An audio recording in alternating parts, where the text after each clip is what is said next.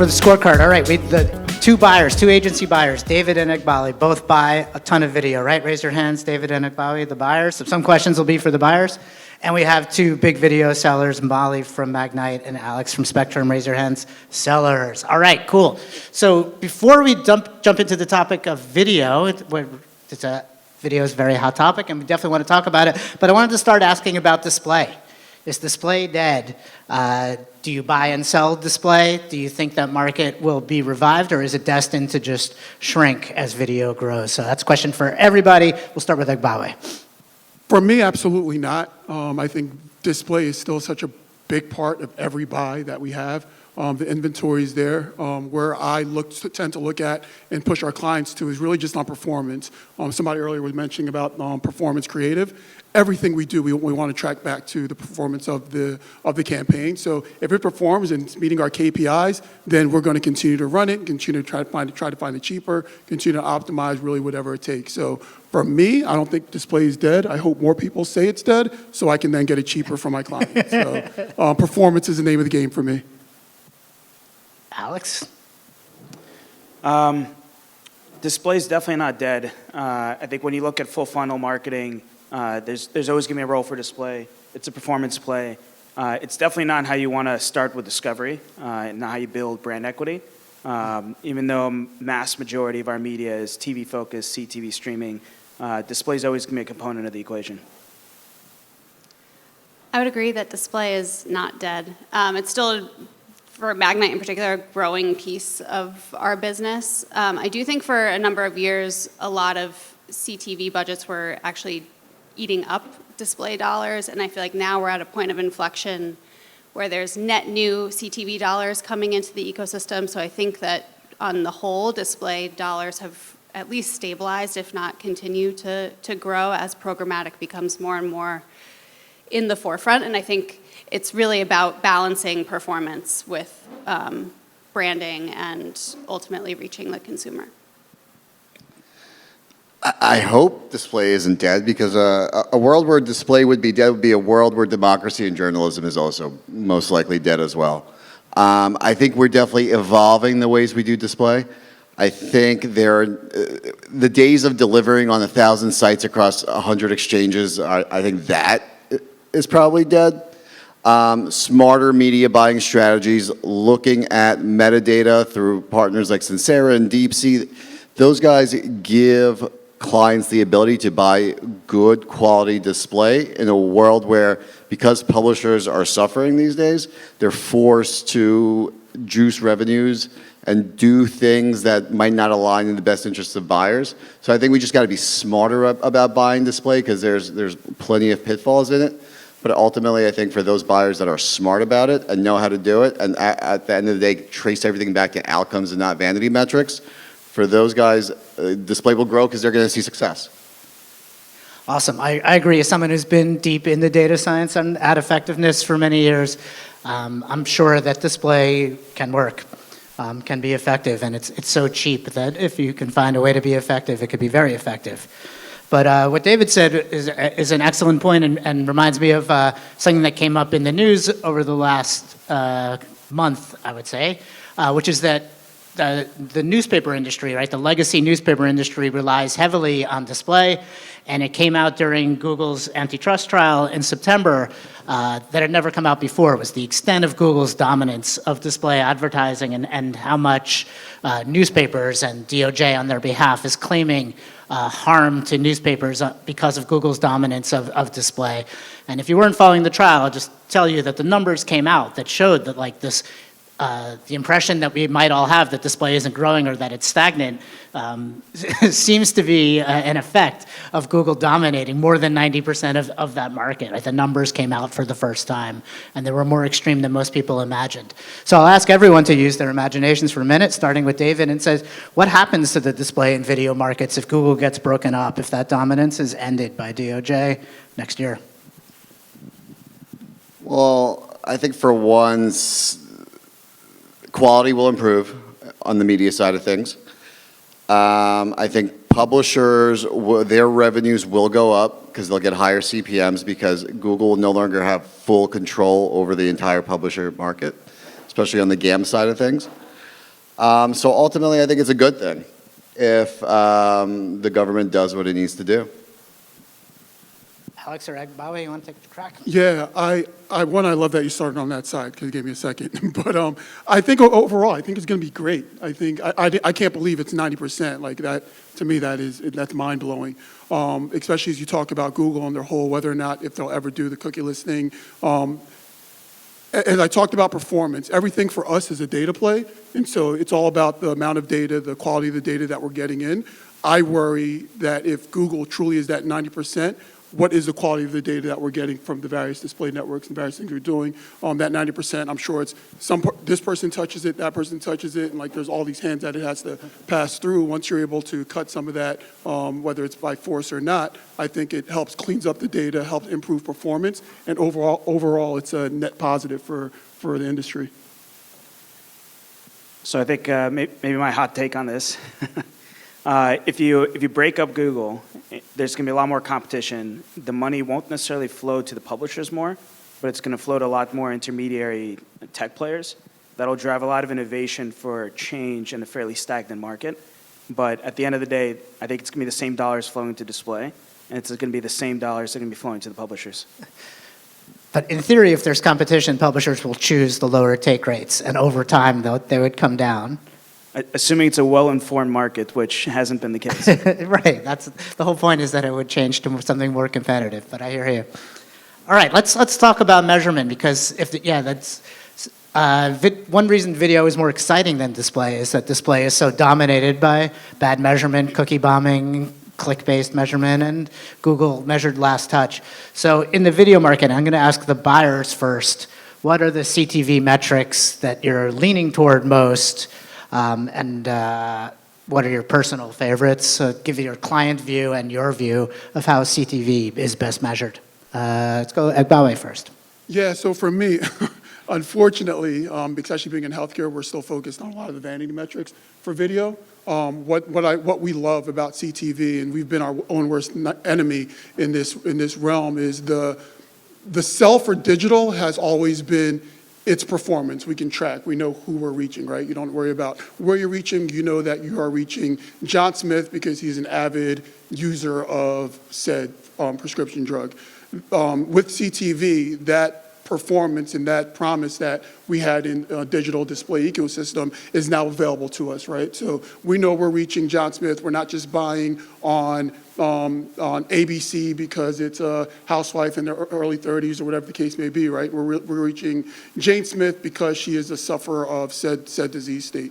And so for us, being in healthcare, we're not selling a specific thing, so it's not always going to be a linear approach. So we're still, for us, our quality metrics, to get to your answer, is really on audience quality. Are we reaching the actual patients and or HCPs that we said we're going to reach? So we use providers like Crossix, Purple Lab, and things like that to help determine who our audience actually is. Are we actually reaching them? Are we reaching them at scale? We're still, especially on the HCP side, worried about how long that they're viewing their video. Are they actually viewing the video? In certain cases, are they clicking through the website to perform some of the performance metrics that we want? But the vast majority of our video play are definitely on those vanity metrics, impressions, views, how long they're viewing the metrics, things of that nature. We are working with a few companies that's doing more AI-based attention type metrics and things like that, that we're rolling out something at CMI, but that's still to be rolled out. Today, it's like I said, really the front-end vanity metrics. Thanks. So I'll have two answers here. On the CTV side, right, we're a performance marketing agency, so we're tasked with driving high-value business outcomes, orders, optimizing the customer acquisition cost, all those things. And for that, we use partners like our friends at Innovate who are here right now to measure that, right? So ultimately, for me, it's exciting because we're able to prove out the efficacy of CTV very easily, because at the end of the day, it all ladders into actual business outcomes that the clients care about and that positively grow their business. On the online video side of things, I'll throw a curveball. My favorite measurement metric there is sound on. So it might be controversial here to say this, but the majority of video inventory on the open web is outstream inventory, right? About 95% of all calls that go through GAM are outstream, meaning that only 5% of impressions that go through GAM are in-stream impressions, which are a YouTube-like experience.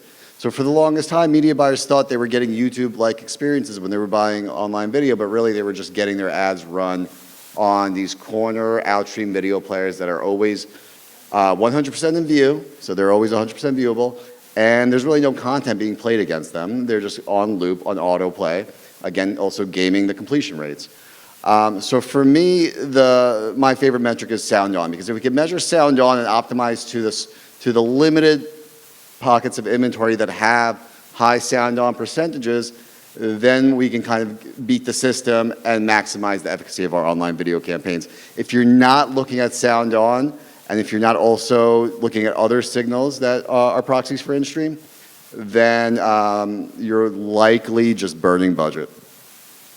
That scares me. And this is the awesome part about being at a conference like this, where you have people that are kind of focused on one specific area. With us being a mass media company, we do everything from CTV to television to digital and everything. So we are forced to be, our engagement strategists are forced to be kind of jack of all trades, like all these things, right? And so that specific metric, I wish I had my phone. I'd be like, yo, team, what's our sound on?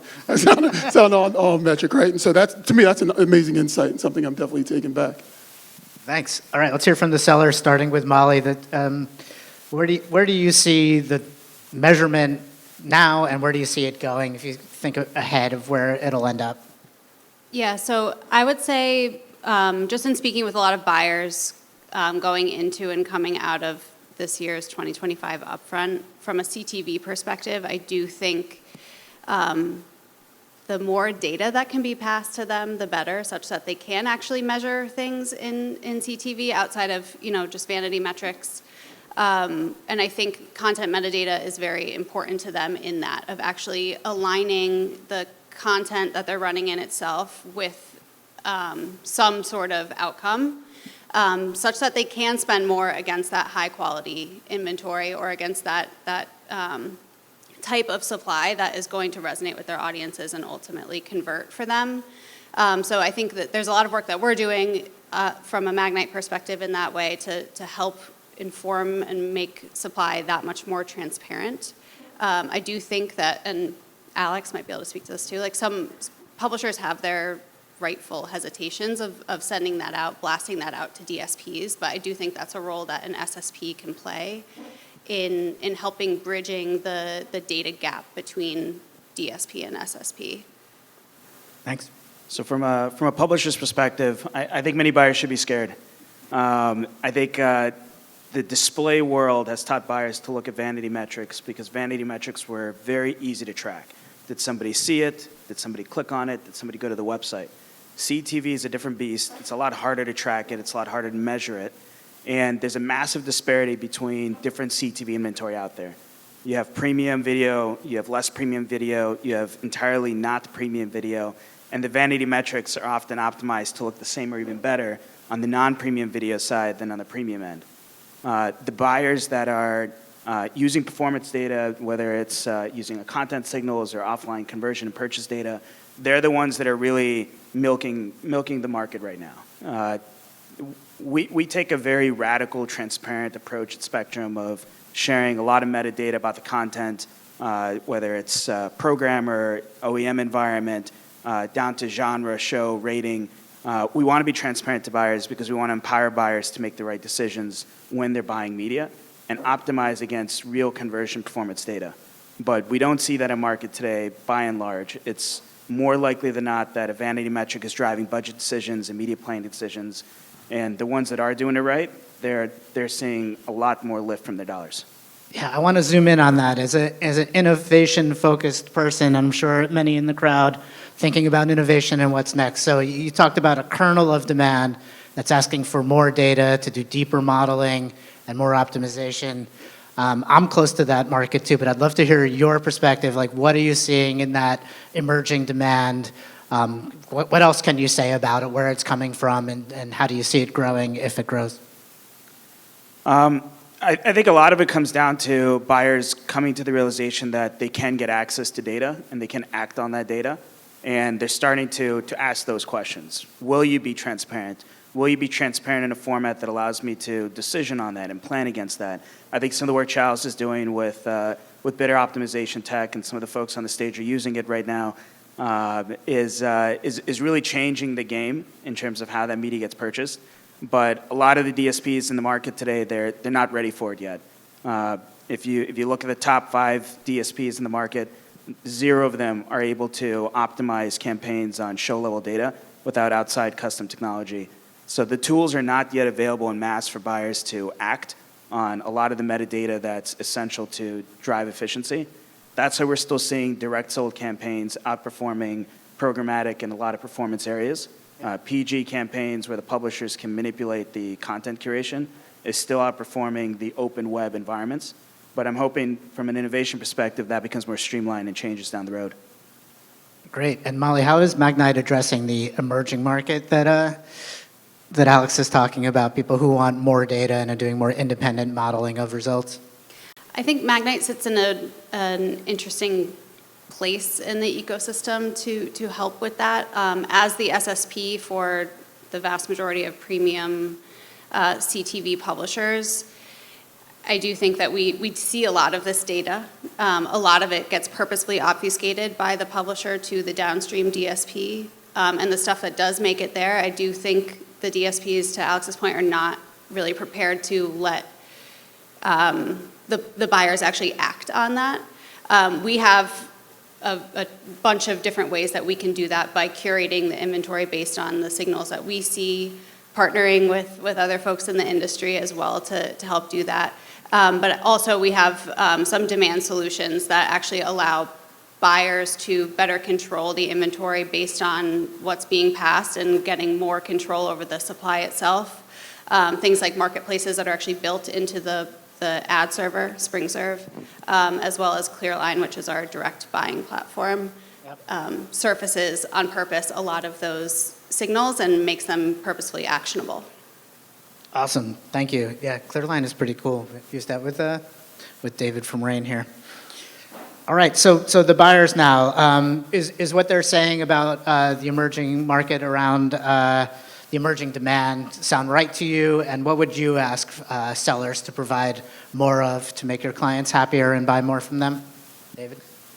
I mean, so for us, right, you know, coming from as an agency with a linear background where we buy at the show level and we're able to, near real time, optimize performance at that granular show level, to then go to CTV where it's a lot less transparent, it's a challenge, right? Because on the linear side, something doesn't work, you know it doesn't work, and then you could shift into something that does work.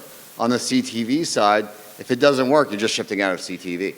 So it's interesting to me that the publishers, traditionally, they've sold at the show level, and to their credit, but now with things going digital, they're almost taking the Google playbook and kind of masking their biggest value prop, which is quality content, right? That's what everyone comes to them for. And if buyers on the digital side of things had a way to optimize two specific pockets of content within those publishers, then they would be less likely to optimize out if things don't work, and then performance would improve. So like, I got to give credit to Spectrum because they're really leading the way with passing show level data. It is some of the best, cleanest show level data in the industry, I personally believe. And because of how clean and well structured that data is, we're able to use Chalice to buy into shows that we know work well for us on linear, and then on the CTV side of things, that boosts performance even more when we're able to buy into the shows that we know our clients' audience watches. Yep. Got to stick up for the open web SSPs. Like, the publishers are legitimately afraid of price degradation by revealing too much data, like exactly what happened to newspapers that I mentioned earlier. If I may jump out of order, I do think that that's also, back to Alex's point, a product of not only a lot of the technology not being able to optimize that way, but a lot of buyers just not even thinking that way. So there isn't a massive incentive today for publishers to go all in on sharing everything. I don't think that they're going to be rewarded as the industry stands today. And that's not to say that there aren't pockets of demand that will benefit them, but I do think on the whole, it's kind of like a It's like a gap, there's a chicken or the missing egg piece. kind of thing, yeah. It's definitely catch-22. You know, if you move too early, the market's not there. If you move too late, then you get left behind. I think from the perspective of price degradation, we went through those internal struggles at Spectrum. Should we, shouldn't we? If we show the best content and allow them to cherry pick, they'll only buy the best content. But at the end of the day, if we zoom out and don't just look at Spectrum's portfolio, because there's always going to be a scale of buyers want this a little more and this a little less. If you look at the whole ecosystem at large, we generally believe that even our less in-demand inventory is still on the higher end of the premium scale. So offering that transparency ultimately was a yes decision for us. Giving that transparency to buyers allows them to make informed decisions, and we think an informed market will always result well for premium publishers. Yeah, so I think we could all agree there's a bit of a tech gap to get the market to where it could be, right? To where the traditional market is in terms of price recognition. So last question for everybody, starting with Egbavwe coming down. Imagine technology, software was magic, and you could wave a magic wand and get any one tool added to your stack for Christmas. What would it be? Man, I think I was having a conversation with somebody earlier today, and I think, I'm sure we're going to hear AI a million times. We're working with someone like Chalice who does AI for a living. I think utilizing AI in a truly smart way to take out some of the mundane tasks and mundane things that we are doing in and every day, to the point that you were talking about. There's not a current system that does the optimization for us that takes that show level data and it allows us to bid on it in real time. Being able to even have one, we need the transparency to get this data. So assuming in my perfect world, there's all the data that we can honestly ask for. I think in my world, truly using AI and machine learning and all the data that's potentially available to optimize in a real quick and effective way for my clients is really the missing piece of everything that we do. Today, unfortunately, it's still very manual. We get the data, we have to look at the data, there's spreadsheets, and the BI team doesn't understand the data that the media team is running and the decisions we made because X, Y, and Z. There's so much lag in between that we're literally, in some cases, giving clients reports for, what month are we in, September? For I don't even know the months of the year, it's crazy. But we're giving clients last month's reporting a month later, right? It doesn't make sense by the time it crosses all these hands. So I think utilizing the tools that are really at our disposal but aren't all necessarily interconnected and really finding a tech stack and way to really connect them to make smarter, quicker decisions for my clients. Thanks. Is everybody ready with their bingo board? Oh yeah, I'm flabbergasted. So this year for Hanukkah, I think I want every single DSP to adopt a unified standard for data onboarding that's privacy compliant and allows for addressable activation of media and first and third party data. What I'm personally focused on, what Magnite's focused on, is I think trying to bridge the gap of the supply or the demand that has not yet made it into the programmatic ecosystem. So things like live sports, and then also some of those formats that have been reserved for direct sold, things like pause ads, tiles, like new formats that transact in a CTV environment but are not inherently CTV that coincide with a lot of those more specialized demand and sponsorship type activations. I think we're trying to build a lot of that, and we see that as one of the last frontiers in the CTV space. Good idea. I think for me, it's going to be show level data. Because with show level data comes transparency, right? And the industry right now is in kind of a moment of transparency and really highlighting that and fighting for it and starting to kind of put to bed some of the sins of our past. So I think we all need to advocate and fight for transparency and to make that data more actionable because ultimately it's going to be better for the industry. And if the publisher says if they give show-level data, they can't give you user IDs anymore, do you take that trade, show-level data for user IDs? Yeah, because CTV is bought at a household level. So as much as we want to think we're communicating one-to-one, we're probably reaching the kids as opposed to the mom that we want to be reaching, most likely, right? So I'd happily give it up because at the end of the day, what we see at least is optimizing against content and contextually works better than addressability and one-to-one targeting. All right, you heard it here. Thanks, panelists. Thanks, everyone.